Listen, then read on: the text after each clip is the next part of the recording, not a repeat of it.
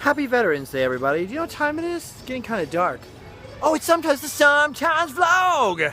It's a vlog that happens sometimes. I want to show you guys something where I don't talk, and I just show you something fantastic. Because it's Christmas time.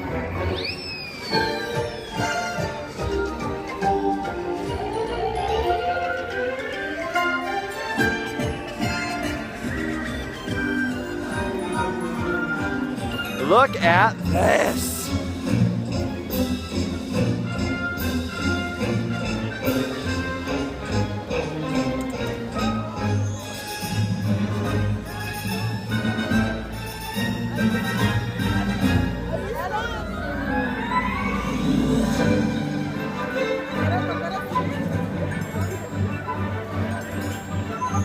Let's get a little closer, shall we?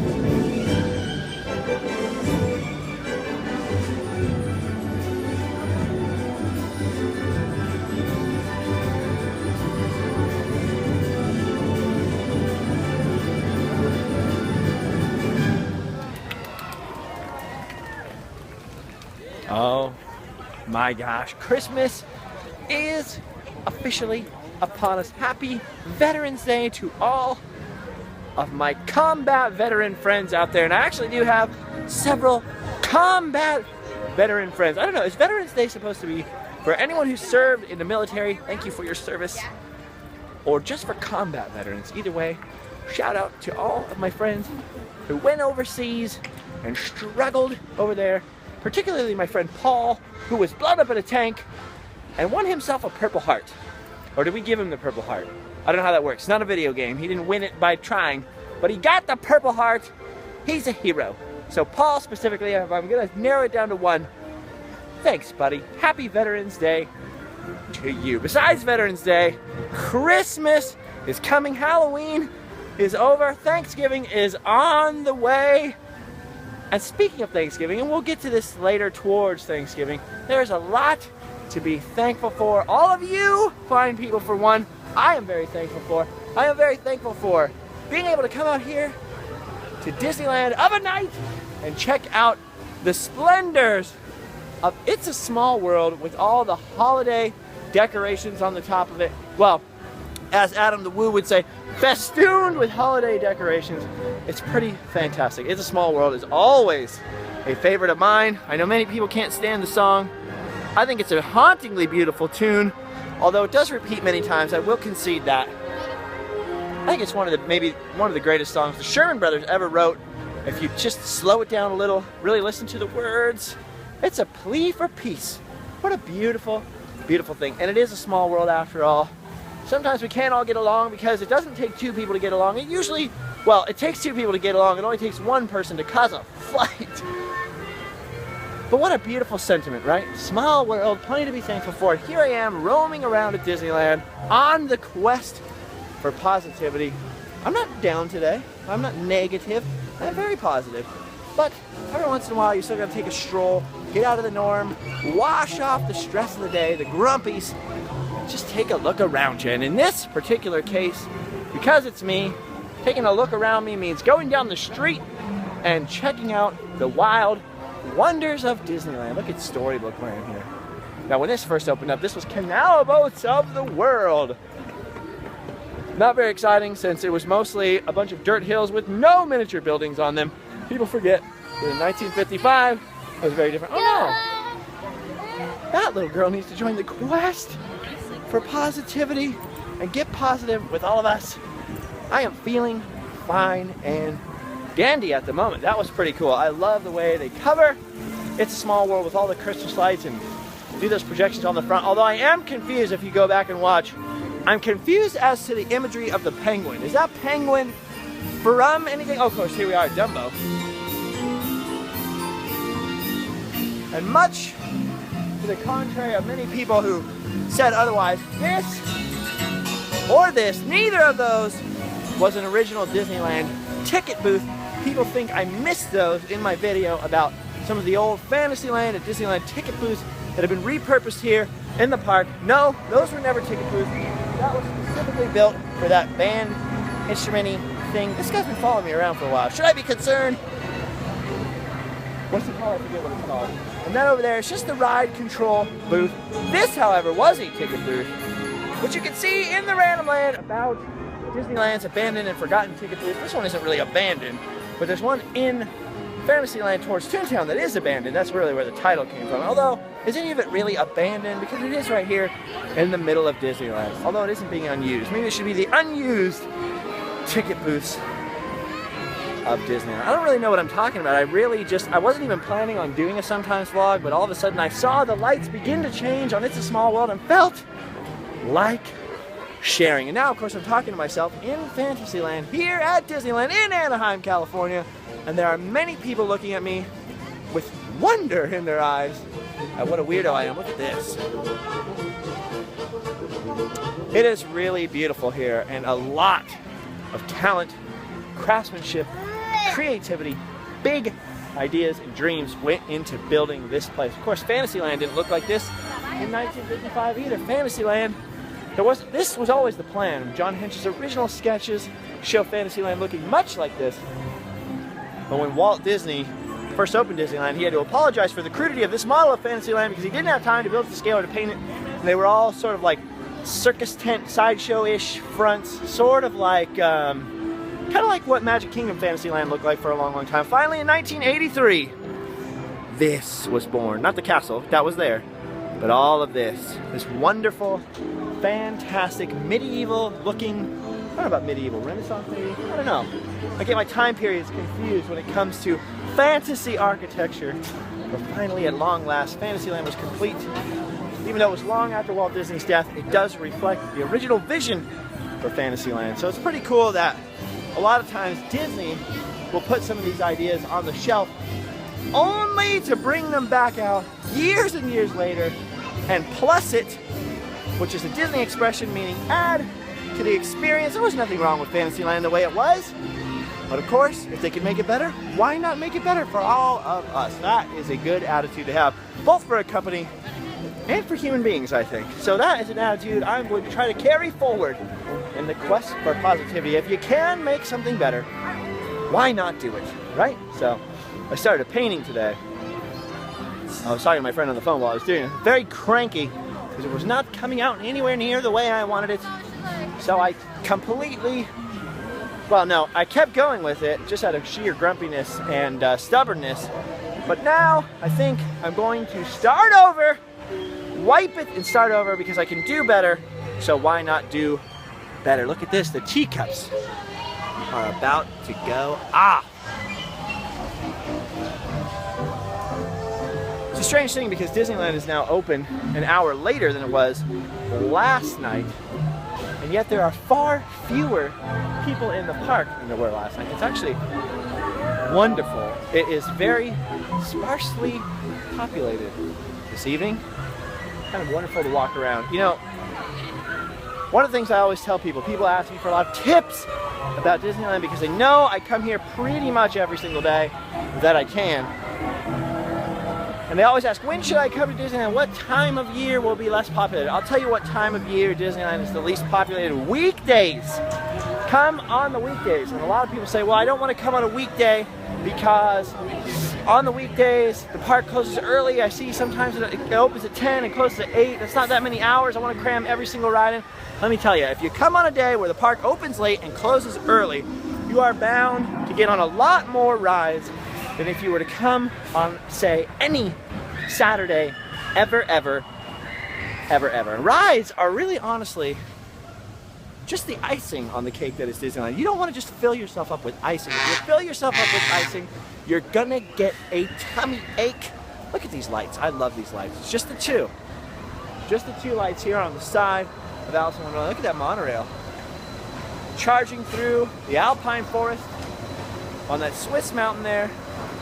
Love the Matterhorn. Hope you can see that. I'll try and make sure this is uploaded in HD. I just really love those lights. What a fantastic detail. And I also love this guy. Can you see him? It's the white rabbit here. We'll take another look at him another time. But no, that's what I think. I think, what was I even talking about? I don't even remember. Ha ha ha. Ha ha ha. Oh yeah. Rides are just the icing on the cake. They're not the whole cake. Look at all this fantastic scenery. The environment of Disneyland are pretty fantastic. I come here a lot. Let me tell you, very rarely do I even get on a ride. I would say 70% of my visits to Disneyland, I do not set foot on any kind of official attraction other than maybe the tram or the monorail to take in from downtown Disney and back out to my car. Do I ever set foot on an attraction? And I really love this place. It's a fantastic place to walk around. Look at the craftsmanship, look at the scenery, look at all the artisanship, I don't know. Look at all the little details that make this place such a wonderful fantasy kingdom. And I think that's why I have a different attitude. I never get sick of it. I hear a lot of people come here and say, my feet get sore there. I get tired there. I sit down in between things and just take a look at all the happy faces, all the people making wonderful memories out here. That's a whole different thing. There's a lot of beautiful flowers and trees. I know that sounds silly or like a reference to a silly symphony cartoon. It is not. There are literally lots of beautiful horticultural skill goes into maintaining Disneyland. That's a fantastic place just to wander around. I think it is worth the admission price just to have a wander and look at that, particularly because this was Walt Disney himself's completed theme park in his lifetime. He walked on this hallowed Walt Disney ground and watched his vision for a family park become a reality and really change the face of entertainment, not for the first time, all over again. It would have been pretty fantastic to see what Florida would have been like had Walt Disney lived to push that to the next level, because Walt could never let anything be a repeat. Florida was sort of a repeat of this, but on a bigger scale. Can you imagine if Walt Disney had lived? He would never have been satisfied with that. And I'm not talking crap on Walt Disney World, because Walt Disney World is pretty amazing and I cannot wait to go back there. What I'm saying is, Walt would have made that place into something completely different. A visionary, truly one of those few visionary geniuses that could never hold still, always taking things to the next level. I, sadly, am not one of them. I am not a generation life-changing visionary. However, I am a spasmodic, fun-loving guy with an iPhone and too much time on his hands. So here I am, having a little bit of a wander into Sleeping Beauty's castle. I know this is very shaky camera work here and very random, and I'm not saying all that much, but that's because I hadn't really planned on saying anything today. Not because I don't love you all, and not because I wasn't thinking about the veterans today, just because, I don't know, it didn't feel like Sometimes. I didn't know it was Sometimes until it was. So welcome back to the Sometimes vlog. Subscribe for future Sometimes vlogs. Go back and watch some old Sometimes vlogs if you haven't seen them all. We've had a few times together, haven't we? So here I am over here, one of my favorite spots in the park. Second favorite spot, I would say. The wishing well. Look at that. So beautiful. A beautiful, beautiful thing. And all the coins in the wishing well go to benefit children all over the world. So your wishes do count for something, even if they don't come true. I'll have to say a few of my wishes haven't come true. That well either owes me a huge refund or I got a big payday coming. Let me tell you. No, I'm just joking around. Yeah, it's my second favorite spot in the park.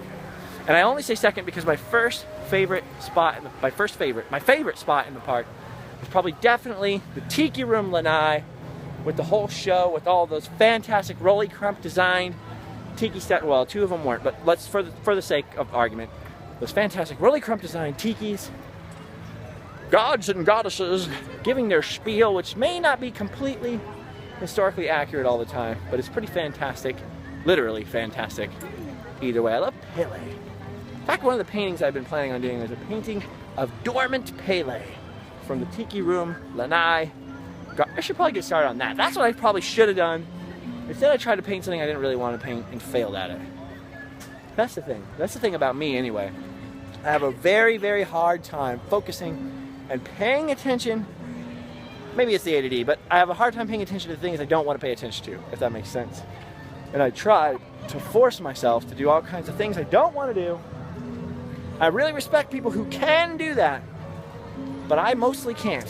It is very difficult for me. I usually fail at it, get really frustrated, make everything a lot worse than if I had just gone ahead, done what I was inspired to do, and let that be the thing that I had accomplished that day. But no.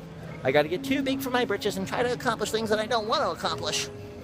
And then I fail at them. And then I get grumpy that I didn't accomplish things I didn't want to accomplish in the first place. Does that make any sense? I think it does. I think many of you are nodding your heads going, yes, I weirdly understand that. If you're one of those people, then we're like homies. Look at this guy. He's pushing a cart.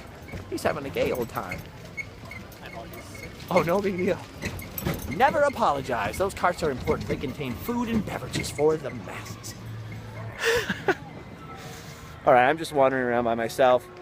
Tyler Evans, rock journalist, and I were supposed to film some random stuff tomorrow. We did not make that plan happen, even though it's in the future, because he got caught up with some other kind of work thing. So I don't know what the future holds. I don't know what tomorrow holds, but I know that more Random Land adventures are coming up, and one of the planned Random Land adventures is 5 more weird things, this time in Tomorrowland. If you saw the last Sometimes vlog, we are open, which Tyler was in it, we are opening it up this time, changing it a little bit, because some people were kind of grumpy about the things we picked in Critter Country. So just as an experiment this one time, maybe more times in the future, but I don't know, at least for now, this one time, we're gonna open up 5 weird things. We want you to suggest some weird things you've seen in Tomorrowland. Go back and watch the last vlog, though, before you leave a comment. Leave a comment on that vlog for any weird things you think you've seen in Tomorrowland. Some of the suggestions so far, I've gone and looked for them and cannot find what the people are talking about, but I have read every single comment on that thread, and we'll continue to read every single comment on that thread until we film 5 weird things in Tomorrowland, because I will not be satisfied until we have found at least 5 weird things in every land at Disneyland. And then after that, we're going to have to go outside of Disneyland and look for more weird things in DCA, Downtown Disney, Anaheim, the world. I'm not sure. How are all you guys doing? How specifically, how about this? For this commentary, if you've stuck with me all the 17 minutes so far, how is your quest for positivity going? I want to state for the record that I do not have all the answers. I barely have enough answers for myself. But I will say the quest for positivity for myself has been working really well. I could probably write a book at this point on how to retrain your mind to think positive. It actually has been working. I have noticed that if you put your mind to it, you can accomplish anything. At least if you put your mind to it, you can accomplish positivity. I think the #1 way to do that, for me personally, I would say the first bullet point in the 5-point plan of positivity is find something to be grateful for. It really rewires the way you think about everything if you look for the silver lining. There isn't always a silver lining, but sometimes you have to go through bad things to get to the good things. You know what I mean? Sometimes you gotta walk through the dark and lonely forest to get to the castle at the end of the road. It sounds really cliche and corny, I realize that, but it's actually, I think, 100% true. So how is your quest for positivity going? I know that many of you have started your own quest for positivity. We're all in it together. We're all humans on this spinning around rock full of chaos, confusion, pain, grief, heartache. Things don't always go the way that we plan them to, do they? Sometimes we have to settle for second best. I think that it's okay, how about this? My chiropractor, of all people, I don't know why of all people, he's a nice guy. Why would I say that? My chiropractor brought this up to me. He said, I think it's actually strange when things go right. It's actually more weird in life when things go right. The default position for things going a certain way in our lives is for them to go absolutely wrong, completely the way we didn't plan them. All of our plans and visions for other people, for ourselves, always go sideways. And then you know what we do? Instead of making the best of it, getting stoked about it, finding the positive in the new thing and making the new thing a positive thing, we tend to sit there and regret and think of what could have been or try to force what we thought should have happened to happen and then watch it blow up in our faces and make us confused, angry, upset, and miserable. So I have decided to try to fight back against those plan Bs as little as possible, to be grateful for plan B, and to make plan B or C, D, E, F, G, even H work as well as I can make all of those plans work. One at a time. We'll get to one plan at a time. So there's my 2 cents on the matter. Many of you have shared a lot of stuff with me, sent me letters, told me about how depressed you are, or some of the things that you struggle with, and you're going to start your own quest for positivity. I hope it's going very well. I don't have all the answers. I'm not a licensed therapist. I will say this though, 2 things real quick. Number 1, there's absolutely no shame in talking to someone. Maybe not a professional necessarily, but even a professional, there's no shame in finding professional help. Think of it like going to a mechanic. You could sit there and replace the alternator in your car yourself. You could do that. That's pretty simple. There's probably some YouTube tutorials on how to do that. Or you could take it to a mechanic and have the mechanic find out that it wasn't your alternator at all, it was something else. So there's no shame, there's nothing wrong with going to someone with a professional toolkit for the job and having the conversation about it. Number 2, I would say that in the absence of professional help, or whether you need professional help or not, I would say that each one of us contains the toolkit for our own happiness, and if we don't contain the complete toolkit for our own happiness, we definitely contain all of the responsibility. If I have learned one thing, it says each one of us as individuals are responsible for our own happiness. Nobody else can make us happy, not truly happy in the long term, if we're not willing to be happy with ourselves. We don't always have to be happy with our circumstances, but we have to learn how to be, or at least be willing to be, look at this guy, he's pretty happy. We have to be willing to be happy with who we are. If we're not happy with who we are, then we need to do our best to put our utmost into becoming who we want to be and be happy that we're on the journey. Look at this. Life is about the journey, not the destination. I screwed that up the other day because you know what? You never know where you're going to end up. You could decide to drive to the old fishing hole only to find that the old fishing hole is paved over. But if you made it a worthwhile journey, if you had a good time, you were grateful, you kept your eyes open, you stopped at the detours, and you were thankful for the scenery around you, you still had a great time, whether the fishing hole was there or not. None of us are guaranteed tomorrow. The world could end then. I hope it doesn't, because I have a lot more stuff to do and a lot more videos to film. So I'm trying very hard to be grateful for today. That guy's making fun of me, but I'm not mad. I don't think he's actually making fun of me. As much as he was very confused, this woman is scooty pootin', or boot scoot boogieing backwards through the streets, well, the street of Main Street, all the way over here to the Christmas tree. Now, the other day when we were here, the Christmas tree wasn't here yet, it was just white flowers. And that's because they were building that stage for the Frozen Christmas special, which is now gone. So I think they kept the Christmas tree locked up so they could get that long shot down Main Street with their cameras. And the second they started demolishing the Frozen stage, boom, overnight, Christmas time. Pretty excited about Christmas. This has been the longest Sometimes vlog in the history of Sometimes vlog, and it really had no point or purpose, and it was just me and you hanging out together. So I hope it wasn't too annoying. Thank you for Thank you for sticking me. Thank you for sticking with me all the way through it. Really appreciate all your letters. You can keep sending letters. I do still have more stickers if you send the SASE. Go back down through the Sometimes vlog and look for the Sometimes vlog about stickers to find our address. If not, I'll post it on Facebook tonight. And that's about it. It's all I really have to say today, other than I just want to keep looking around Walt Disney's original Magic Kingdom and finding things to be grateful for. Wow, 24 minutes of love. Look at this guy. Kevin Smith? Nah, couldn't be. Alright guys, I'm gonna let you go. I gotta go back to my home and start painting. And they're happy. That makes me happy, you see? Let's be grateful for other people's happiness as well, and try not to make the world revolve around ourselves today. Let's make that the pledge of the week. Alright, anyway, I gotta go. Thank you for watching the Sometimes vlog. Thank you for listening to my nonsense, and please share some nonsense with me. Whoa, there's a hole there. Please share some of your nonsense with me, or your horse sense with me, on how your quest for positivity is going. If you have one, how have you managed to stay positive? What obstacles have you overcome? Share with the class if you would like. If you would not like, don't. I can't always answer them all, but I do read them. All right, love you guys. Farewell from Disneyland.